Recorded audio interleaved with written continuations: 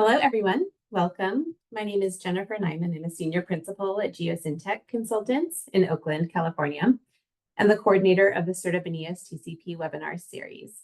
I will be facilitating today's event. This webinar focuses on DoD-funded research efforts to characterize and understand PFAS in source zones. First, Dr. Charles Schaefer of CDM Smith and Dr. Christopher Higgins will discuss the assessment and validation of analytical tools to provide information critical to PFAS mass discharge, perfluoroalkyl acid formation potential, and organic fluorine mass balance. Second, Mr. Neth Walker of GSI Environmental will discuss the use of real-time remote sensors to improve the efficiency of sampling and overall monitoring at PFAS vadose source zones. Each of our presentations will be followed by a brief question and answer session. And then if there's time, we will conclude the webinar with questions for all of our speakers. The next couple of slides provide some tips for watching the webinar. If you haven't done so, you can download Zoom at the link shown here and provided to you in your confirmation email. If you cannot download Zoom, you can view the slides using an internet browser and by creating a free Zoom account. And if you are still unable to view the slides or if your screen freezes, try keying Control with F5 to perform a hard refresh. And in case of continued difficulties, you can download a PDF of the slides from the webinar webpage and then call into the conference line provided to you in your webinar registration confirmation email. We will also be live streaming the webinar on the SERDP and ESTCP YouTube channel at the link shown here. Today's broadcast is listen only. You may submit questions to the speakers by using the Q&A box. It's on the Zoom screen. And you don't need to wait until the question and answer period to submit your questions. We would encourage you to submit questions ahead of that session. And when you type in a question, please add your organization name at the end of your questions. Please don't use the chat box for questions. That's reserved for comments related to technical difficulties. And with that, I would like to introduce Dr. Hunter Anderson, who recently joined SERDP and ESTCP as a subject matter expert in the Environmental Restoration Program area. Prior to that, Hunter provided technical support for the Air Force Civil Engineers Center in the areas of emerging contaminants, environmental engineering, environmental toxicology, and quantitative data analyses. Hunter received his doctoral degree in environmental chemistry from The Ohio State University. Hunter, please proceed. Thanks, Jennifer. Yeah, hello, everyone. And just a few really brief introductory remarks here from the program office before we get started with today's webinar.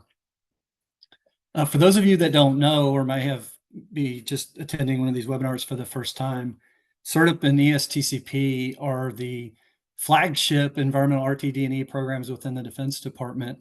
SERDP is a congressionally mandated collaboration between the Defense Department, the Department of Energy, and EPA. It's very fundamental, basic research focused. Most of the awardees under SERDP are academic types that do, bench scale, laboratory focused kind of work. Whereas our sister program, Environmental Security Technology Certification Program, is the applied research component of SERDP and ESTCP. And really what we're trying to do under ESTCP are take the fundamental knowledge that's generated out of SERDP and engineer it into a field ready capability. And today's webinar will include examples of both our fundamental SERDP research and the applied ESTCP research as it applies to this topic. In terms of focus areas, basically, SERDP and ESTCP serve, to resolve the environmental liabilities of the Defense Department. So as the environmental liabilities of DoD evolve, so too do the focus areas of the SERDP and ESTCP. And you can see the sort of suite of focus areas that currently dominate our portfolio. And of course, today's topic is specific to PFAS and AFFF. In terms of impacts, we have over 600 active projects across all the topic areas under both SERDP and ESTCP. And in terms of how that's distributed across the industry, we currently fund about 77 different academic institutions, universities, 91 different federal performers across pretty much all the federal research laboratories. And then we currently have about 52 industry folks on contract. In terms of all of this research, it gets a lot of interest from Congress, and that's kind of a double-edged sword.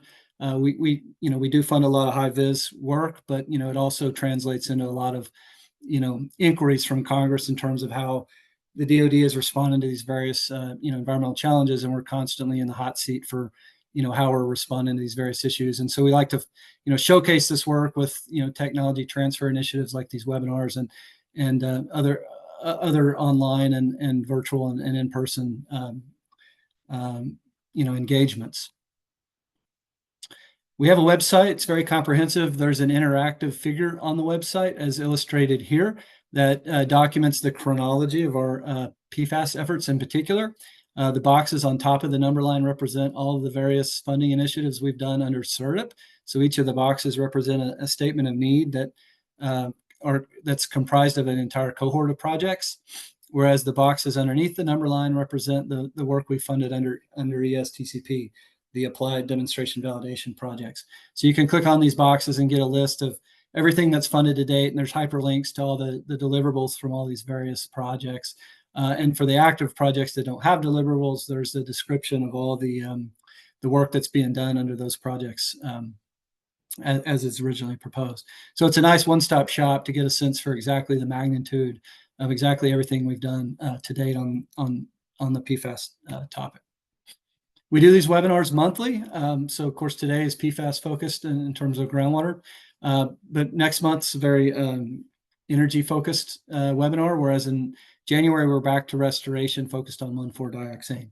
And the webinars are broadcast, and the schedule for the webinars are broadcast on the website, so you can get a sense for what we're doing when.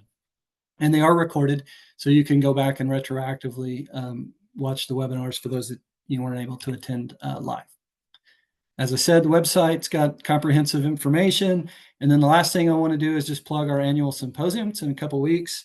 This is again sort of the crescendo of the SERDP and the ESTCP annual activities. Everything sort of culminates at the end of the year with this comprehensive symposium where we really showcase the entire suite of projects, the whole portfolio of the entirety of SERDP and ESTCP across the different topic areas. It's a great place to spin up on everything the DoD is doing with respect to all this funding, and then get insight into sort of the stuff that's on the horizon for those of you interested in participating in future proposals. So with that, I'll hand it back to you, Jennifer, and we'll proceed. Fantastic. Thank you so much, Hunter. It's now my pleasure to introduce the two speakers for today's first presentation. Dr. Charles Schaefer is the director of CDM Smith's Research and Testing Laboratory in Bellevue, Washington. He has over 25 years of experience in the fate, transport, and treatment of organic contaminants in water, soil, and fractured rock. He's been awarded the SERDP and ESTCP Project of the Year award 3 times. And Dr. Schaefer received his undergraduate and doctoral degrees in chemical and biochemical engineering from Rutgers University. Dr. Christopher Higgins is an environmental chemist at the Colorado School of Mines. He joined Mines in 2009 and then attained the title of University Distinguished Professor in 2022. He was the lead principal investigator for the 2020 Environmental Restoration Project of the Year for SERDP. His research focuses on the movement of contaminants in the environment and especially focuses on PFAS. Chris received graduate degrees in civil and environmental engineering from Stanford University. Charles, please get us started. Thank you very much, and it's really my pleasure to be able to present on this project today. So I want to start off with just giving a outline of today's project. I want to start off talking about project objectives and discuss the overall approach. Then we'll talk about some of the modifications to the PFAS methods that we've developed as part of this project. present some preliminary results and some initial conclusions, and then wrap up with some benefits or potential benefits to the DoD. Slide 21. So our overall goal here is to evaluate analytical tools for determining the PFAS-related organic fluorine balance at AFFF impacted sites. We're going to do this by looking at organic fluorine levels using 3 different PFAS analytical tools, and we'll talk about that in detail in some of the following slides. We want to be sure to look at analytical repeatability and accuracy. That's definitely going to be a component or is a component of this work. And we want to look how different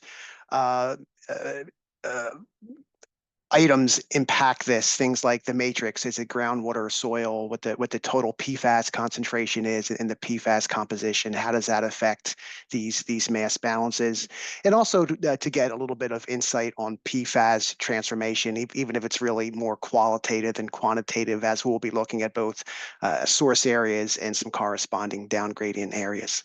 Slide 22. So here's just a bit of a flow chart of our overall approach. What we've done as part of this project is go out to 12 different AFFF impacted sites, where we have sampled at each of these sites shallow groundwater within the source area, as well as a corresponding down gradient location. In addition, we've collected soil samples within the source area, essentially adjacent to where we collected the groundwater sample, looking at soil at 3 different depths. In terms of analytical tools, you can see what we're using here. What first is extractable organic fluorine via combustion IC. We're also using LC high-res mass spec to look at target and suspect PFAS, so both quantitative and semi-quantitative analysis.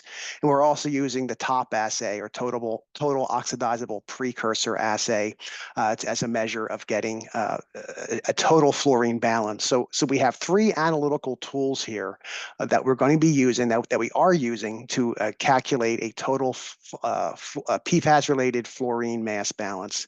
And we want to see ultimately how these mass balances compare. If they're not the same, or at least statistically the same, can differences maybe be explained by the matrix we're looking at, soil versus groundwater? Maybe it has something to do with the nature or the concentration of PFAS present, or maybe something else related to the sample matrix, maybe something geochemically. Slide 23. So in terms of our locations, you can see by the red stars here, we have locations pretty much all across the map. At a couple of these locations, we actually have multiple sites. So that's how we get our 12. But we wanted to do this just so we had a reasonable range in both soil and groundwater conditions. Slide 24. So a little more detail on the field sampling. As I mentioned, we've gone out to 12 AFFF impacted sites. Using existing wells, we collected samples in the source area and also down gradient. And in the source area, we also collected a soil core. Now we used just a hand tool and stayed within the top 5 feet or so. But we had 3 homogenized soil intervals in this zone. And it's typically where you find some very high PFAS concentrations within the shallow zone, which is why we were targeting this shallow interval. Slide 25. A little more detail on our field program. You can see the codes for the sites listed on this table. Most of our sites were fire training areas, but you can see there's some different types of sites that may have had some AFFF or other PFAS releases, and this is good because this will help with our diversity with respect to concentration and nature of PFAS present at these sites, and that's certainly something we wanted to look at in this evaluation. The middle column just shows the distance between the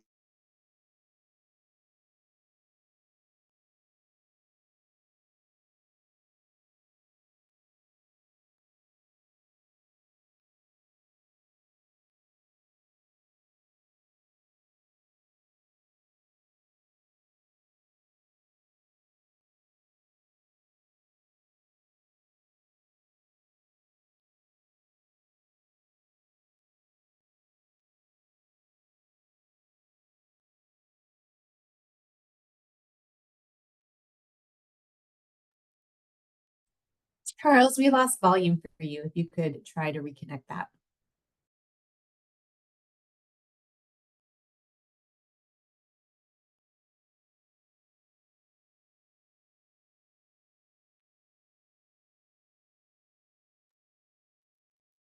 If not, Chris, if you're able to jump in, that would be great.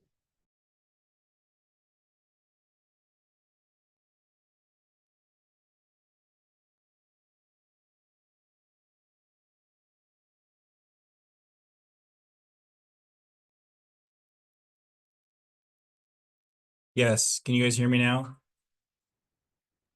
Yes, we can. Okay, Go ahead, Chris. sorry. Yeah, sorry, my screen also got messed up though, in the process. We're on slide 25. Yes. Sorry.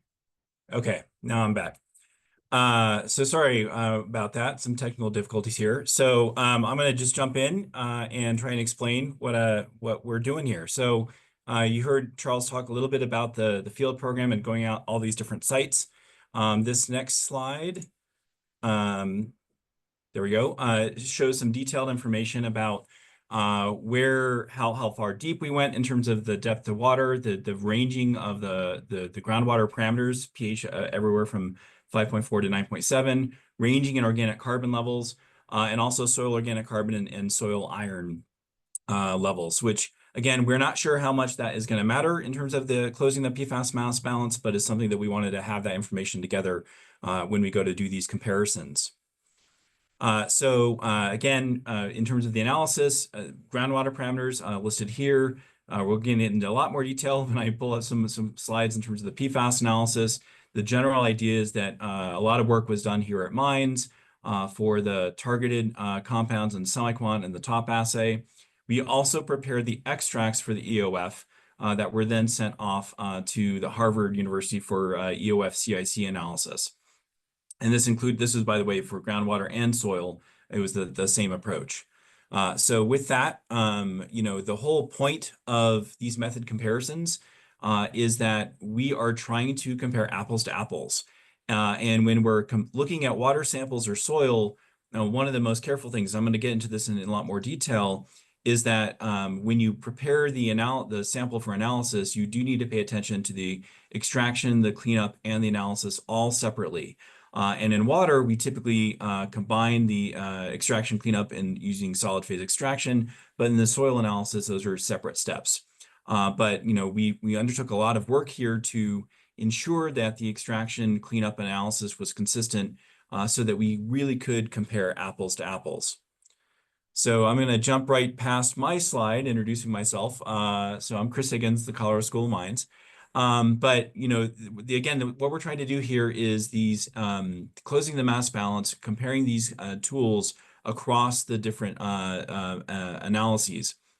And so we need to generate sample extracts, whether water and soil, that are compatible with EOF, with high resolution mass spectrometry, and with the top assay.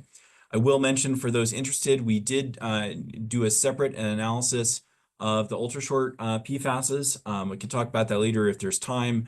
But essentially, the techniques we were using would not necessarily enable us to do those the TFA type analysis and still make everything compatible with all the other techniques here. And the most important thing, and I'll spend a little more time talking about this, is when you go to look at soil analysis, soils are where we see the larger diversity of the compounds out there. So we wanted to make sure we had a comprehensive extraction process in place for getting the PFASs off the soil. So this is a little bit of the schematic of the workflow showing where all these different mass balances fit in. Again, we're using both high resolution mass spec for obviously the top panel here. We also were using high resolution mass spec after the top assay. This is kind of shown here in this kind of bottom part of the second panel, but we were using those extracts also for EOF analysis. And you could ask the question, why don't we just use the exact same extract? The problem is when you're doing EOF, you need to make sure you don't add any organic fluorine, and the best practices for analyzing PFASs in soil and water is the inclusion of extracted internal standards. And so we basically did identical extractions with and without extracted internal standards, with them splitting off for high resolution mass spec or EOF and top assay. And again, I mentioned this down below here. We did ultra short analysis as kind of a parallel analysis to these more traditional analyses. So getting a little bit more detail in the soil, For those who've paid attention in this literature space in the past, a number of years ago, we published a paper by Anastasia Nickerson. We often refer to it as the Nickerson method, which includes both acidic and basic extraction of soils, eventually analyzing everything in a single extract in both ESI negative and ESI positive mode. And the intent there is to capture both the compounds that are negatively charged as also those that are positively charged that might be present in the soil.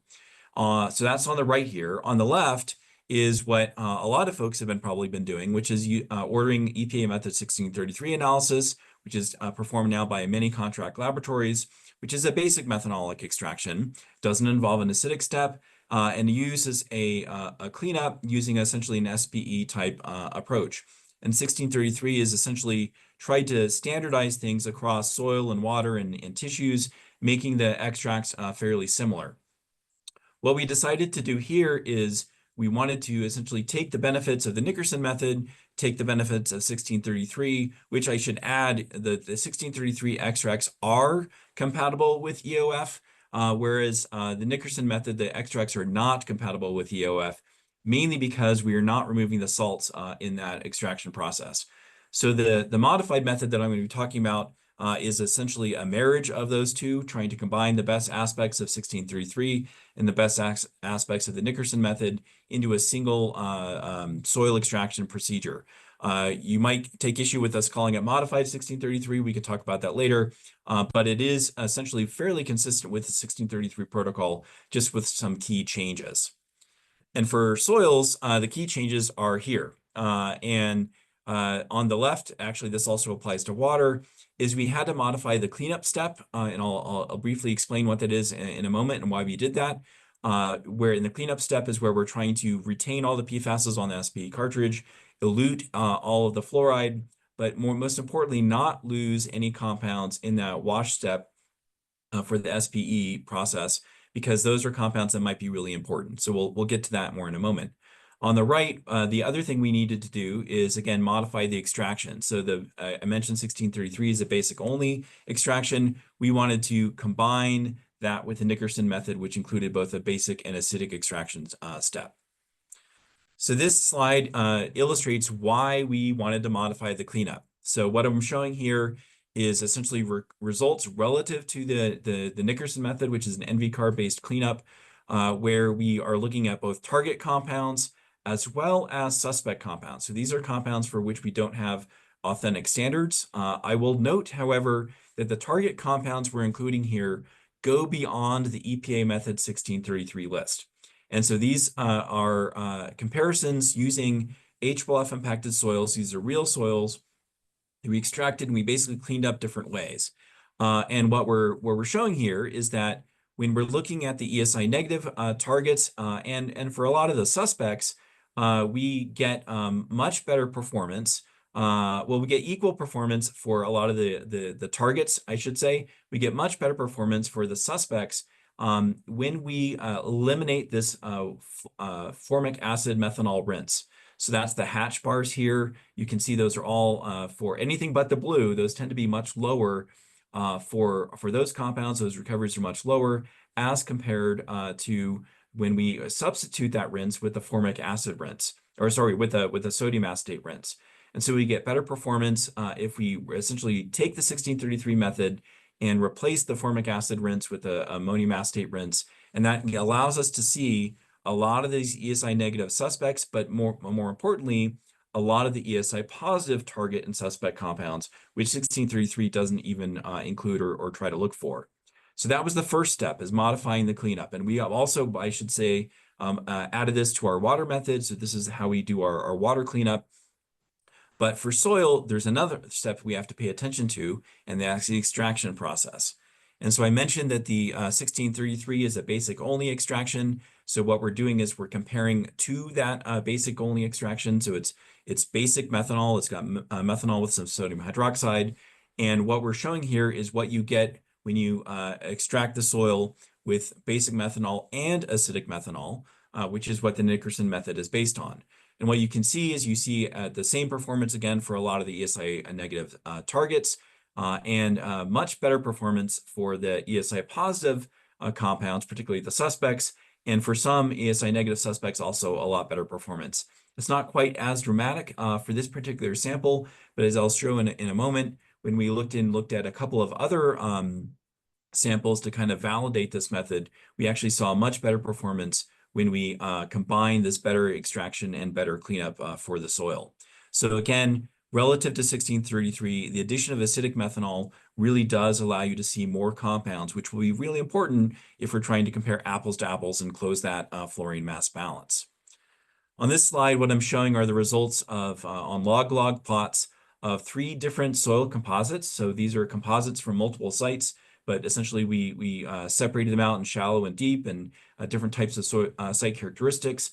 And what we're showing here is the log of the concentrations we saw if we looked at the samples using a 1633 type method versus our modified 1633. And for, again, a lot of the blue compounds, which are our targets, we're seeing pretty good comparison, essentially within 30% for a lot of the anionic compounds.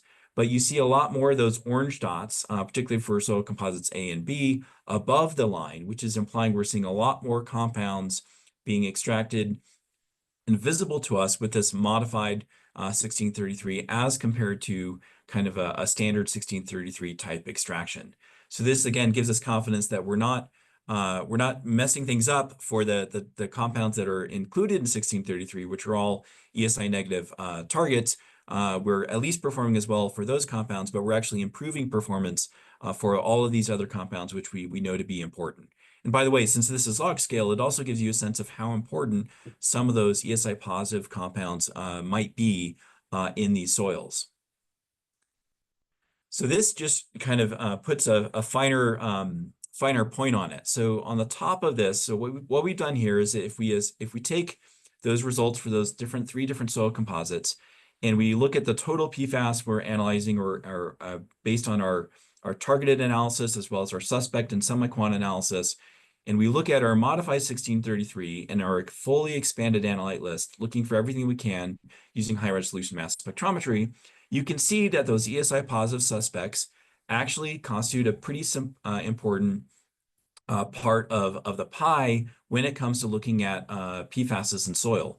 You'll note also there are some ESI positive targets, so things that we do have standards for that are also important in those soil composites. The ESI negative targets are important, but they're not necessarily the majority of the pie when we look at these different soil composites. Now, if you go down one row here, what we're trying to show here is that if you use a modified extraction and cleanup, so you essentially use this new modified 1633 to extract and clean up, but your analyte list is limited to those on the 1633. This gives you a sense of what those what masses you'd be missing. So that a missing mass essentially would be you'd be blind to if you were only using the 1633 target list. Finally, down on this bottom row of pies, this would say if you were to look at the 1633 extraction and cleanup procedure, but look at an expanded target list, you also are not seeing the whole pie. And this really gets at the fact that the procedure baked into the 1633 method is intentionally biased towards the anionic compounds, but as a result, you do miss a lot of these ESI positive compounds and also ESI negative suspects, which aren't really that important in these soil samples because of that bias built into 1633. So very quickly, I want to talk about water analyses, and we had an opportunity to link up with some other SERDP projects. This is a publication led by Fuhar Dixit out of UC Berkeley, and his effort there really focused on comparing a lot of different methods, looking at different HBLF impacted groundwaters and HBLF spiked water. I'm not going to go into all those other methods here, but I want to point out in this publication that our modified 1633, which in this publication is essentially the method I've been describing so far for water, but only using the targets, so only using compounds for which we have authentic standards. And then the suspect screening is that plus the suspects. What you see is when we're looking at these HBLF impacted groundwaters is that we end up with the highest estimated concentration of total fluorine in these water samples, which on the left dwarfs a lot of the levels that are seen with these other techniques. On the right, you see a nice comparison between what we're seeing with the top assay and these methods. And if you're interested in why they might be different between the two samples, between the top assay, I'm happy to answer questions about that in a moment, but the details are summarized nicely in the publication. So just to wrap up, these methods are intended to enhance our ability to see the total organic fluorine in these samples. And not to say that EPA 1633 is a bad method. It's actually great for the compounds that it's intended for, but it does miss some important HLF relevant PFASs. And those are things that I think are really important if you're trying to close the fluorine mass balance. We definitely encourage the inclusion of ESI positive compounds in this EPA method 1633 modified version, because those are going to be important when you're looking at soils. And if you're really trying to look at total PFAS, you have to pay very close attention to the cleanup and analysis, because it will bias your results if you're only looking at a limited subset. So what we're trying to do here in terms of benefits to DoD, try to improve the workflow to get a better capture of all these PFASs out there, encouraging the analysis of these ESI positive compounds and the ultra shorts. And what we're really trying to help is practitioners who are trying to worried about the PFASs at their sites. How do you select the right appropriate tools for assessing that total PFAS mass balance? So I don't know if we have Charles. I should mention that the data for the 12 soils, we're still working through it, and the 12 groundwater samples from the 12 sites, we're still working through it, but we hope to have those to share in the near future. Just a quick acknowledgement to the folks involved in this. Nick Gonda, who is now working at CDM Smith, and Chu-Wei Zhang led a lot of the work on the water and soil. Elsie's doing the work on the EOF. These are some of the publications. I'll note the paper that Nick Gonda's paper on the soil is very recently come out, so it's not quite listed here yet, but happy to share that publication with folks. And with that, I don't know if we have Charles back or not to answer questions, but I'm happy to try and answer as many of them I can if we have time left. And I am back, Chris. Thank you. Right, great. Yeah, we definitely have questions coming in. Welcome back, Charles. And the first question, Chris, is for you. What do you think might be the most significant of the compounds, the ESI plus compounds that EPA method 1633 is missing? And that's really looking at PFAS toxicity drivers potentially as being significant. So I think the question is specific to ESI positive compounds. I'd have to go back and check my notes on which those compounds constitute the most significant ones. I mean, I will be honest in that we were a little surprised that some of the target compounds, things that we have standards for, were significant. And by the way, more standards are coming out every day. So we've actually have added more compounds to this list now that are now targets. I don't know offhand which specific compound would be the most responsible for the largest fraction of the mass. I think it might be in our publication. I'll have to check. I can answer the question for ESI negative, because that's one I've been talking about before, and that's the C6-sulfonamide. FHXSA is a compound that is an analog to FOSA, and it is a very important ESI negative compound we see in our target analysis, and it's not currently on the EPA method 1633 list. So hopefully that answered the question a little bit. Yep, that does really help. It's good to know. Chris, can you explain why you need to have the separate injection for analysis of ultra short PFAS? Sure. The short answer is the ask of trying to do everything from a C2 carbon trifluoroacetic acid to a C18 fluorocarbon is asking a lot of your analytical column and ability to separate the compounds. So it may be possible. I'm optimistic that someone can develop a method where you can see all of those compounds. The issue is that if you optimize for the ultra short compounds so you can include them in the analysis, what ends up happening is a lot of the longer chain compounds colute, and you get a lot more problems with their analysis. And so you really have to find a balance, and I have not yet seen someone have a method that gets both the very short chain compounds and the very long chain compounds. And so we just opted to do a separate injection here. I hold the door open for some method development that helps us in the future. Okay, great. Thanks, Chris. Next, we have a couple of questions for Charles. First, can you just explain why you took 3 soil sample intervals, all from the shallow soil within 5 feet of the surface? Yeah, so what we have found by doing some high resolution sampling in a lot of these AFFF impacted sites is we see typically in the first few feet a pretty steep gradients in our PFAS concentrations and in terms of the composition of what's on soil. A lot of times, many of your zwitterionic and cationic species are really retained in the top foot or so. So we can get drastic differences even going by looking at the soil profile within the first few feet. So we wanted to capture this as part of our analysis and see how that impacted our assessment of fluorine mass balance. Okay, thanks, Charles. And then also, can you maybe just explain a little bit how this work can be used to then inform our understanding of transformations of PFAS? Yeah, sure. So, that's certainly not the primary objective of this work, but by looking at the PFAS composition, say in more the source area groundwater compared to down gradient, and by looking at the overall fluorine balance, we can get some at least semi-quantitative or qualitative assessments of precursor transformation that might be occurring or have occurred.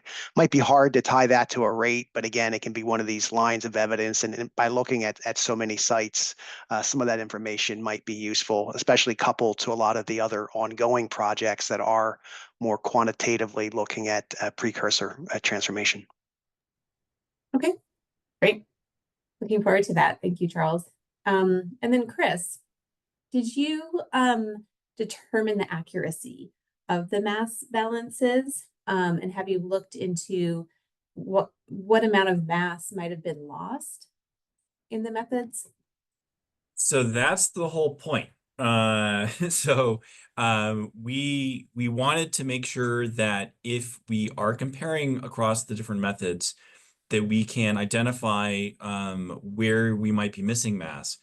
Why we synchronize, so we haven't actually done that yet because we're waiting on some of the analyses to get completed, and we will be doing that detailed dive into if there is missing mass where we're missing it. What we wanted to make sure is that the missing mass wasn't because of differences in the sample preparation, and that's why we spent so much time making sure that our extracts were compatible with all these different methods. We wanted to make sure that that was not part of the reason why we're missing the mass. We don't know yet if we're missing mass from these methods. Okay, got it. Makes sense. Next, let's go to slide 36. And here, an audience member pointed out that on these log plots, some of these compounds are an order of magnitude or even more different from the 1633 method. Is that right? Is it that big of a difference? And can you give some thoughts on why? Yes, I mean these are real data, and it differs by the different soils. I think it really speaks to the fact that if you're only extracting the soil with the basic methanol, you're not getting everything out, and that's why we know that having this additional, I should say, and the cleanup, because you lose compounds during the cleanup as well. And so if you perform the method without the modified cleanup and without the modified extraction, for at least these ESI positive compounds, our data indicate for some soils you are missing it by an order of magnitude, if not more in some cases.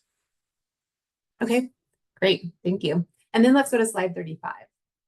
There's a question about that.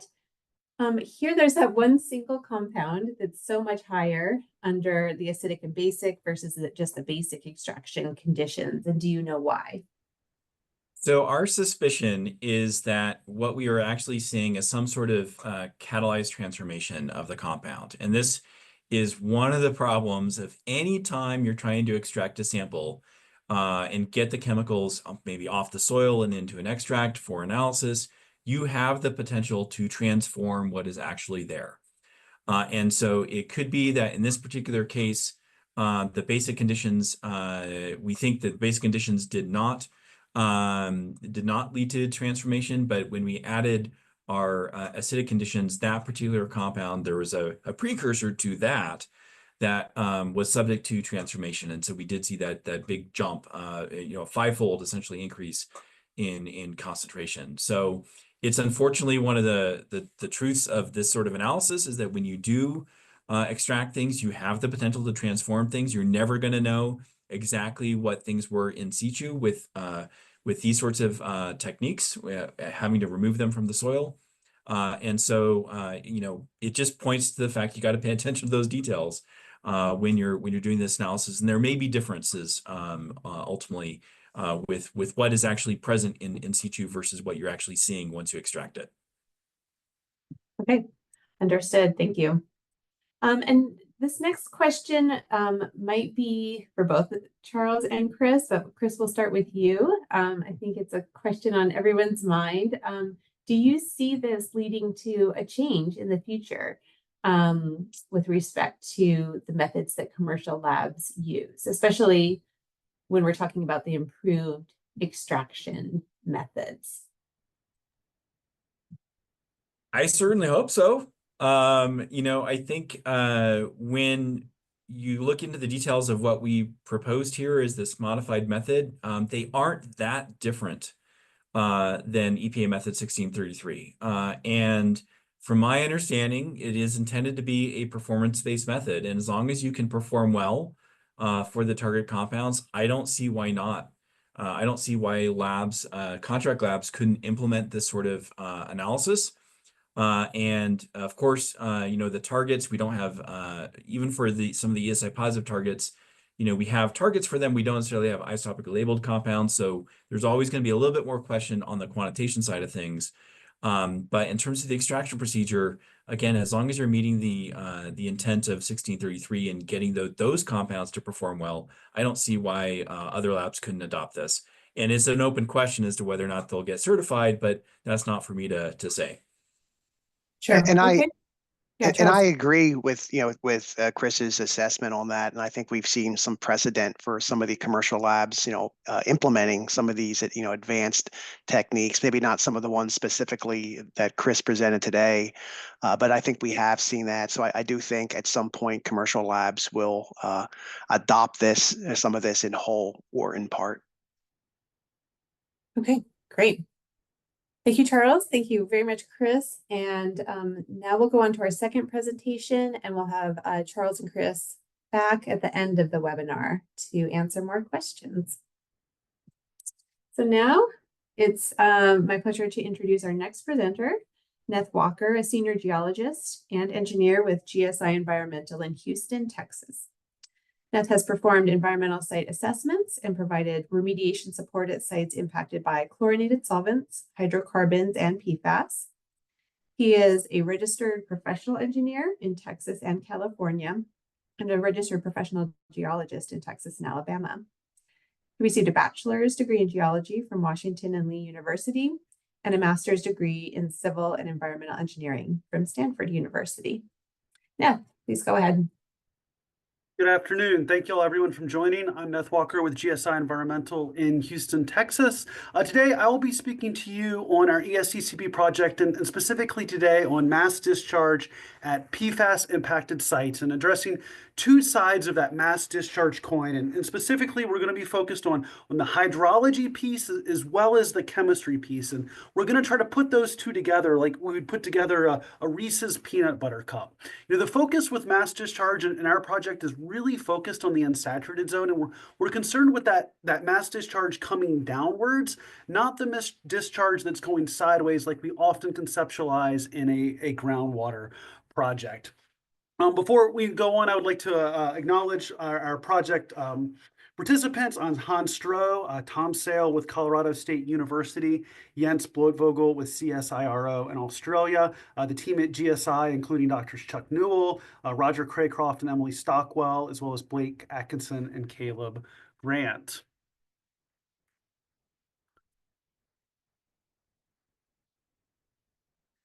Can you go to the slide 47, please? So today we'll briefly start off with the motivation and then get into the mass discharge approach. We'll show a tiered approach to sampling and then get into 15 key recharge methods that we believe are uniquely suited for PFAS sites. We'll then provide some preliminary insights from 2 demonstration sites that we've instrumented and have been collecting both hydrology and chemistry data before moving on conclusions and benefits to the DoD. Slide 48, please. So to start off with our motivation, as many know, PFAS sources to groundwater are a critical concern to the Department of Defense, as well as many others across hundreds, if not thousands of sites, not only here in the United States, but also across the world. Mass discharge, we believe, often measured in something like grams per year, is a key metric for PFAS sources, and in particular that unsaturated zone mass discharge. And so the question is, when we're talking about mass discharge, what are we talking about? And so I like to ask our good friend, the Aflac duck, who says, quack, right? Mass discharge has a Q component. That's the flux of water, that hydrology piece, the area over which that flux is occurring, that A piece, and then C, the concentration. This is the chemistry piece. And so when you marry the hydrology and the chemistry together, you get your mass discharge through that zone. Slide 49, please. So we're not the only ones to propose mass discharge as a key metric. This is a slide from another ESTCP project led by my colleague Dave Adamson here at GSI, and Charles Schaefer with CDM Smith is also involved in this. And in this project, they've laid out 5 key metrics related to mass discharge. And so for our purposes in our project and here today, we're really focused on that first metric, the vadose zone mass discharge, where again, those key elements are the annual recharge rate, the hydrology, and the leachate concentration, the chemistry. And again, this is coming vertically downward. And so that's the portion that we're really focused on today. Slide 50. So to make sure we're all talking about the same frame of reference and some terminology, this is a slide adapted after Healy with the USGS from a book he published in 2010, Estimating Groundwater Recharge, which is a fabulous resource for many of the topics that we'll be talking about today. And so, when this is a conceptual vertical cross-section and shows the key recharge processes that are taking place. And so you can imagine a precipitation event taking place, right? That's going to hit the land surface. Some is going to run off as overland flow, but a portion of that's going to infiltrate down into the unsaturated zone, where it's going to be subject to a variety of different processes. Now, a portion of that is going to continue to drain down under the influence of gravity and ultimately end up as this diffuse recharge to groundwater. And that's what we're really particularly concerned with here today and thinking about PFAS impacts to groundwater. Now, as I mentioned, some other processes are taking place, probably the most significant of which is evaporation and transpiration, that ET term that's going to try to take some of that infiltrated water and actually remove it back out to the atmosphere. And that gives rise to this idea of a zero flux plane. And this is particularly important in more arid environments. And the fundamental idea here is that when you're above that zero flux plane, the predominant flow direction is actually going to be vertically upwards back to the atmosphere, right? Those ET processes are trying to remove that water back to the atmosphere. But when you're below that zero flux plane, then that water has the potential to drain and become a portion of recharge in impacting that groundwater resource. Slide 51, please. So the technical objectives of our larger ESTCP project, fundamentally, we're looking to demonstrate the use of IoT or Internet of Things enabled devices to improve our PFAS source characterization, especially in the unsaturated zone, and then these mass flux or mass discharge estimates. We've instrumented PFAS source zones to measure the key processes at 2 demonstration sites. And at both sites, we're going to test the accuracy, the complexity, and the ease of use of 6 different recharge calculation techniques, right? The hydrology, as well as different methods to obtain representative PFAS leachate samples. And so we can send that off into an analytical laboratory and measure PFAS with, say, US EPA method 1633, right? That's the chemistry piece. And then we're looking to categorize these methods as tier 1, 2, or 3 PFAS mass flux packages that are tailored for simple, moderate, or highly complex PFAS sources. Slide 52, please. So one of the first steps that we took out was we surveyed the published literature, and we reviewed over 40 different recharge estimation techniques. And then we looked at a variety of factors, and we recommended 15 that we believe are uniquely suited for PFAS sites and the range of conditions that we find at most of those sites. And we've divided those 15 methods into 3 different tiers. We published this work back in 2023 in the vadose Zone Journal, Newell et al. 2023. It's an open access journal. And so we have a link here at the end. You can go and download that article and dive into more of the concepts and more of the methods than we're able to talk about in our brief time today. Slide 53, please. So, like I've mentioned, we've developed this tiered approach to PFAS recharge, and this table helps break that out. And so, here on the left, we've got these 3 tiers with the number of methods. And so, tier 1, it's got 4 different methods, and the idea is to get a simple source zone recharge estimate, ideally suited for smaller or low-risk sites. There's no need for field data, and so, little or no field time and just a few hours or analyses. These are your desktop-type methods for getting recharge. Now, for tier 2 sites, we've got 6 different methods. A moderate or level of effort, maybe for your moderate risk sites. There is some limited field data that you need, a few days in the field, maybe a few days for analysis. And then finally, we've got these 5 tier 3 methods that give you really a detailed recharge estimate. And we think these are particularly out for your really complex, your really important, high priority sites. Extensive field data collection is necessary, and certainly more extensive field and analysis time than any of those tier 2 methods. As we go on, you're going to see this common nomenclature of a tier number and a letter. That refers back to the specific methods in Newell et al. 2023. And so it just gives you a cross-reference if you're reviewing this later. So for example, if you see T1B, that's going to be a tier 1 method, and specifically method B back in that paper. Slide 54, please. So this is a diagram adapted after Bridge and Scanlon and her colleagues. This is some work they published in 2002, and they provided 3 metrics. We can see 2 of them here. The first being flux, right? We've got recharge flux in millimeters per year there on the x-axis on a log scale. Now the y-axis, we have a whole variety of different techniques to measure recharge, and those black bars show the range of recharge flux for which those methods are effective. In the bottom graph, again, we're seeing the same thing. This time with looking at the area, the ground surface in square meters. And the third metric that we're not showing here is going to be time, the range of time that you're trying to estimate recharge. Slide 55, please. And so for recharge flux and area, which we're showing here, right, these blue boxes represent a typical range that we expect most of our PFAS sites, at least within the DoD, to occupy. And so for recharge flux from about 3 to 5 millimeters per year up to about 500 millimeters per year. And these are the methods that may be particularly good for that. Down below for the area, on the right-hand side, we've got 100 to 10,000 square meters, which we believe is sort of the representative range of something like a fire training area where you would have gone out and tested AFFF. There on the left, we've got a much smaller area, 0.1 to 1, which we believe is the range for most instruments. So if you can imagine a suction lysimeter, right, that's the spatial scale for which you're going to be getting a representative leachate concentration over that smaller area. And then in terms of the time scale, we're looking at something on the range of about 1 to 10 years, right? That's when most of our decisions in terms of site investigation or remediation are really focused. We're not focused on shorter, single event recharge estimates. On the flip side, we're not really focused on decadal to century timescale estimates. It's that 1 to year sweet spot. Slide 56, please. And so once you do that, we're able to winnow that down.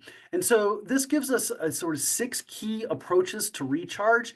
Here, 4 of them. The other 2 are soil temperature and groundwater tracers. And what we've tried to do is characterize some of those. They're better for humid environments like the East Coast. And you can see that here with those oak trees.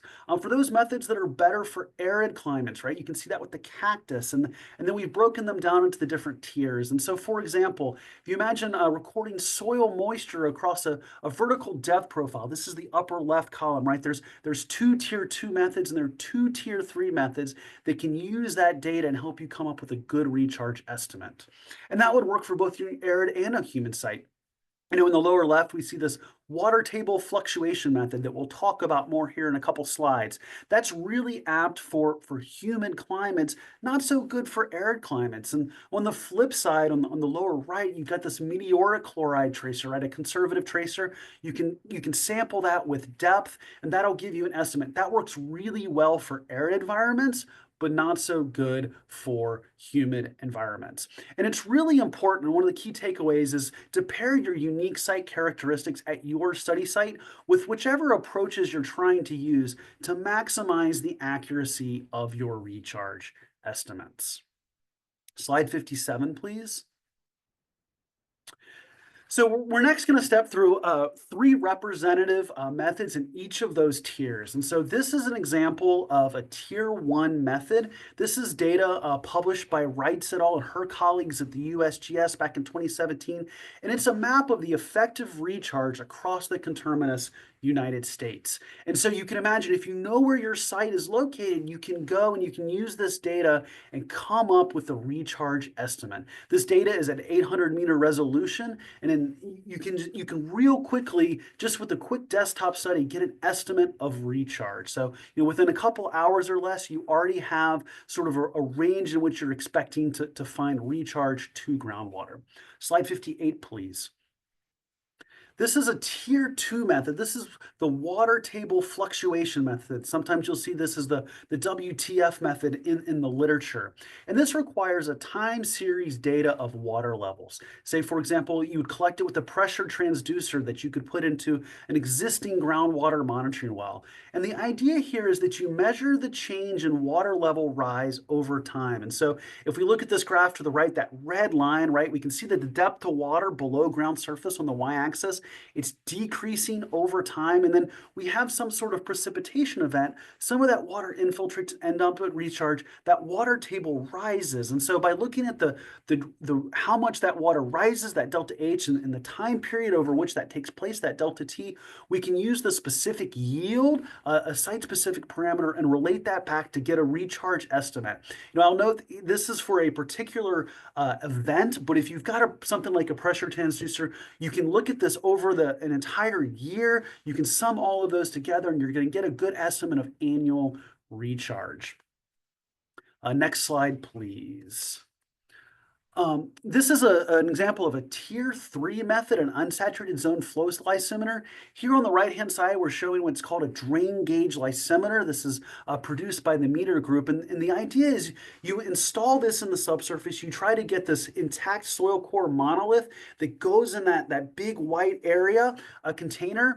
And so when you put that back in, you put the soil back in, and then during an infiltration event, some of that water, as it drains and infiltrates, is going to end up getting captured by this lysimeter due to drainage. And it's going to give you a direct estimate of the hydrology, that Q area, right? And you know the A just based off your equipment dimensions.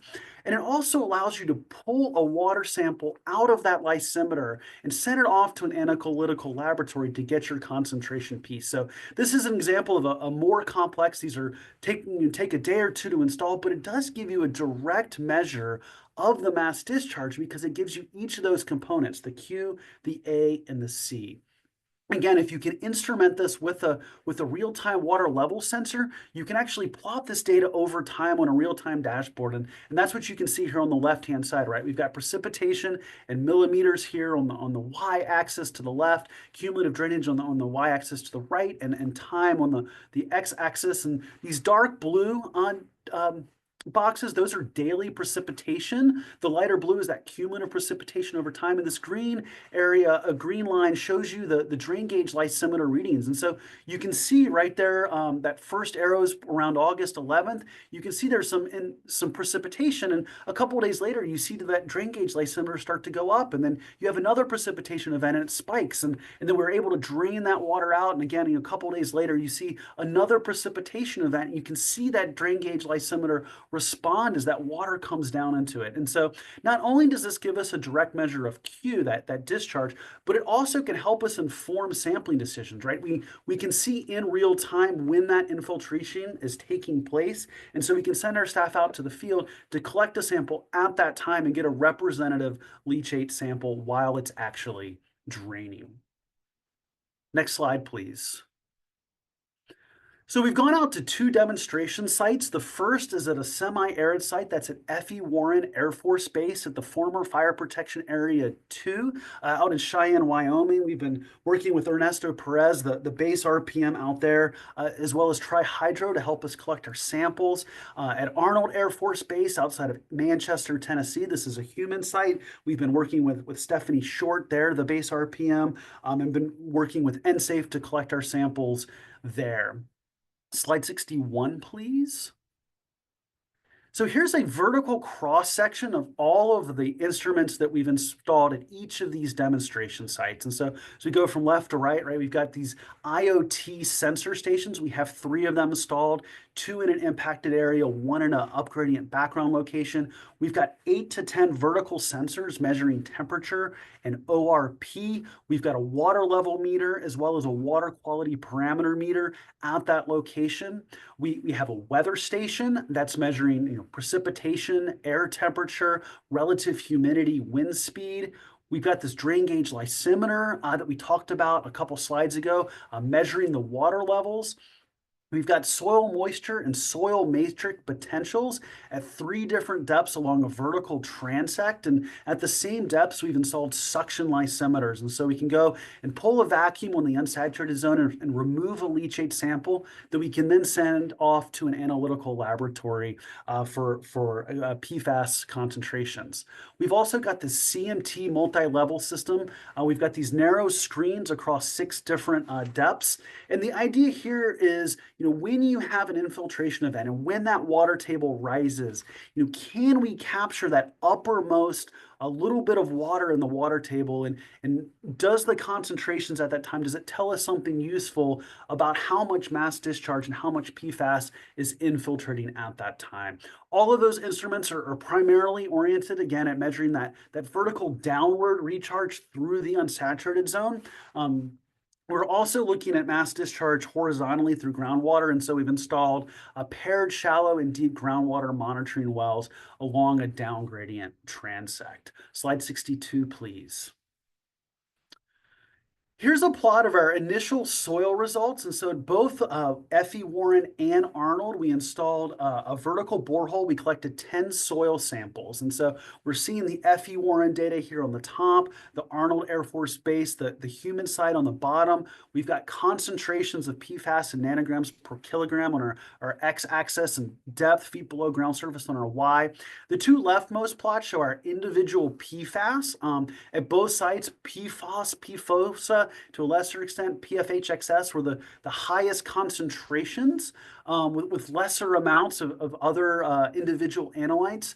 Here on the right, we've got the sum of total PFAS, the pre-top analyses here there in blue, and then post-top total oxidizable precursor that we heard a little bit about earlier today there in red. And one of the things that I want to highlight is, so at the arid site, semi-arid site above, most of that mass is being retained in the upper 6 to 8 feet. And particularly, we see our highest concentrations at a very shallow depth of about half a foot below ground surface. Interestingly, and then once we get below about 10, we don't see any real concentrations of soil. Groundwater at the site's about 10 to 14 feet below ground surface. Interestingly, at Arnold Air Force Base below, again, we're seeing a lot of that soil mass being retained in that upper 5 feet, and then lower concentrations as we go down. But interestingly, around 15 to 20, we're seeing an increase in concentrations. Here, we get much wider ranges of water levels from something on the order of like 15 to 25 feet below ground surface. And our initial hypothesis here is maybe we're seeing some smearing of PFAS across that zone as that water table rises and comes down.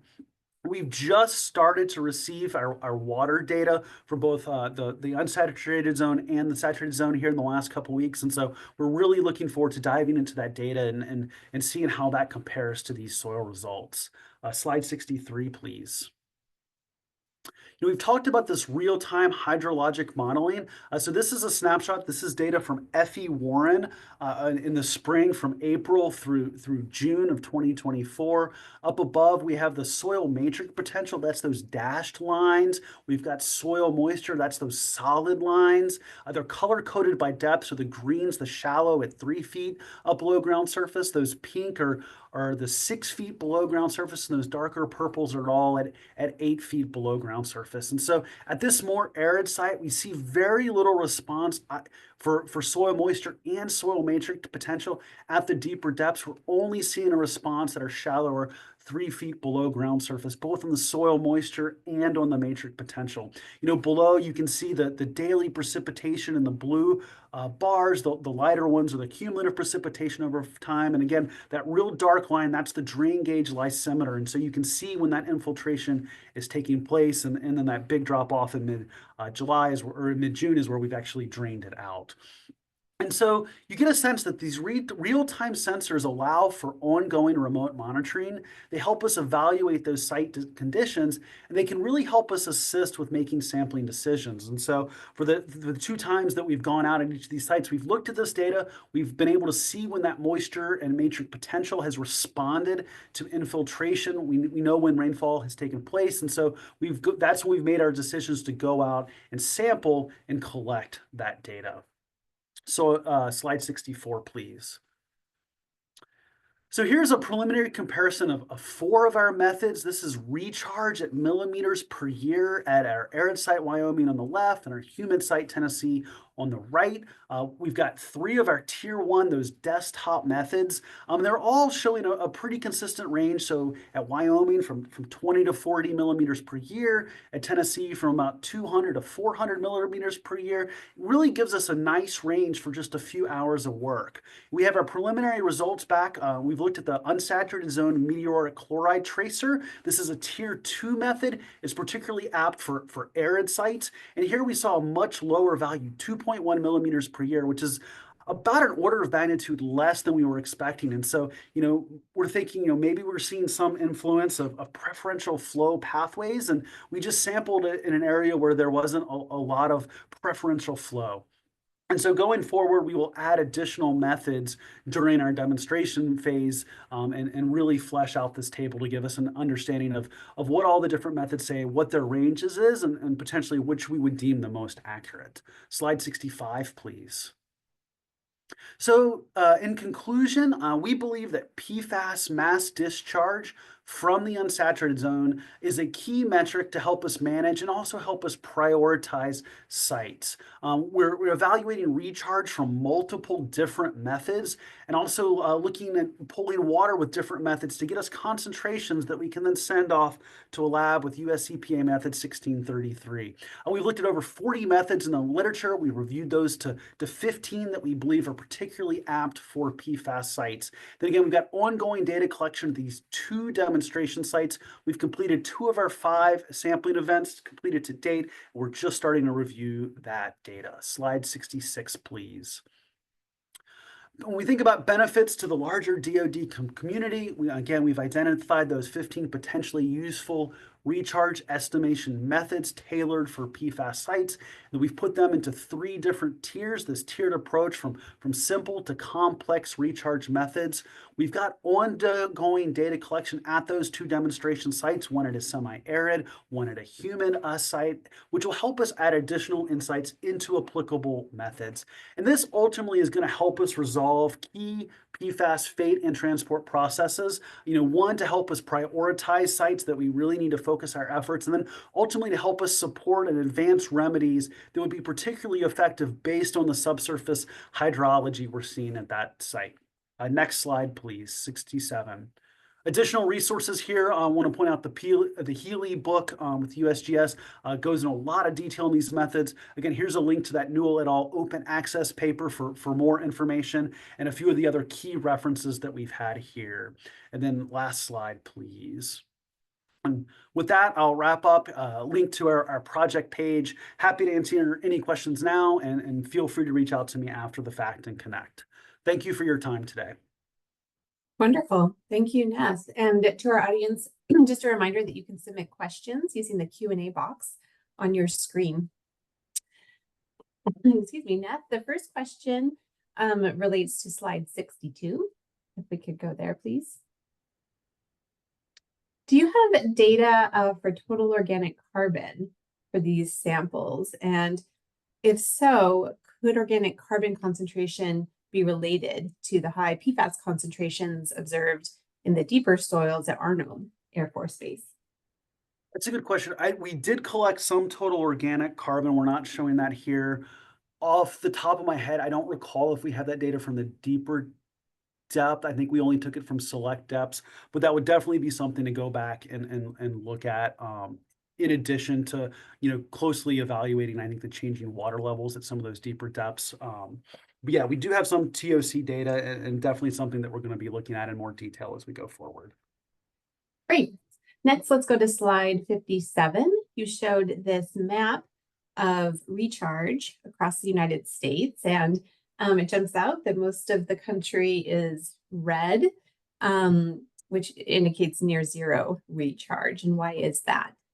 That's a good question. And so when Reed and her colleagues at the USGS did this work, they were really looking at base flow and trying to parcel out that portion of base flow that came from the groundwater recharge. And so that works really well in the more humid areas, particularly east of the Mississippi. It doesn't work as well in more arid areas. And so I think that's why you're seeing a lot of either zeros or very low numbers that actually reaching the groundwater. And that's, somewhat consistent with what we know from other sources about that. But in the Western US, this may give you an artificially low number relative to some of the other methods.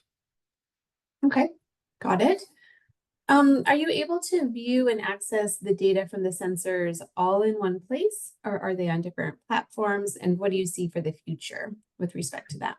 Yeah, that's a great question. And so each of the data or equipment vendors and data vendors that we have, I think, 3 different vendors in total. And so you can access all of their data, from their own APIs and websites. What we've done is because it's all API based, we're able to go out on a daily basis, pull all of that data into our own database, and then we created our own custom visualization dashboard that pulls all that data into one location and allows for some very simple and intuitive snapshots that we can look at, a few times a week. And that allows us to keep up with what's going on at these sites and also make those sampling decisions. And, we have it automated where we're getting, daily forecasts. And so we have some sense of, oh, look, we're anticipating an inch next week at the site. Let's prepare to sample. And then we can look at that data and say, okay, yes, we in fact got that amount of rain. We can see that response. Now let's go out and collect those samples. And so, it's a bit of a bifurcated answer. Each data vendor has their own sort of thing, but we are bringing it into our own common dashboard to marrying all those data sources together so that we have one visualization platform. That's great. Thank you. Next, does soil get into the drain gauge lysimeter? And if so, how does that happen? Yes, it does. And so I think the way to think about it, if you imagine sort of like a 6-inch PVC pipe or an 8-inch PVC pipe, that's a couple feet long, that's sort of what it looks like. And so, in an ideal world, you would get an intact monolith by sort of banging that down into the soil and pulling it out, digging it out and recovering it and using that and putting it back. What we found at both of our demonstration sites, that no matter how hard we tried to do that, it's really challenging in practice to get an intact monolith. And so what we were able to do in both of those cases is remove that soil and then try to pack it in as closely as we can to native in situ conditions so that we have as close to an undisturbed sample as we could realistically get. Again, it is a little bit disturbed. In an ideal world, you would get that intact monolith. That's what the meter group would certainly recommend, but we found it's really, really hard in practice to actually get that intact monolith. Okay. Thank you. Finally, can you just explain a little bit more how this information could inform the selection of a remedy, please?